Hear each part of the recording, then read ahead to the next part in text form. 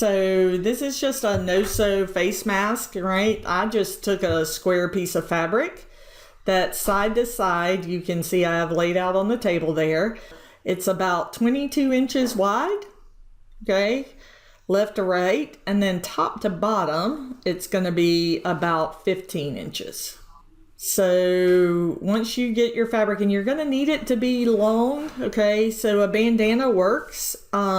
It's about a 22 by 22 inch square, but you do need kind of that length on the sides, all right? And so what you're gonna do now is you're just gonna fold it into 3 pieces. You wanna check and be sure, hold your fabric up to the light, be sure you can't see too much light through it. But now I'm gonna just fold it up kind of to bring that bottom edge up towards the center. And then I'm gonna do the same thing with the top, okay, and just overlap them a little bit. So once you do that, all you need to do are take some rubber bands and hair elastics, and you wanna slide it over the end, okay? And just like that, see, you're gonna have the hair elastic on there.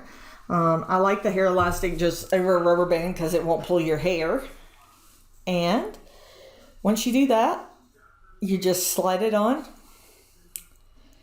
And see, you can see that's kind of gonna be your mask, right? So now you can fold the ends in. You can even tuck them in if you want to one another. It depends on how fussy you want to be with that. I tucked mine in just so you can see you can do that, all right? I mean, you could even put a dot of hot glue there if you wanted. I don't recommend that. So those are going to be your ear loops now. And so you can see you're just going to take that. And, oh look, my hair's crazy.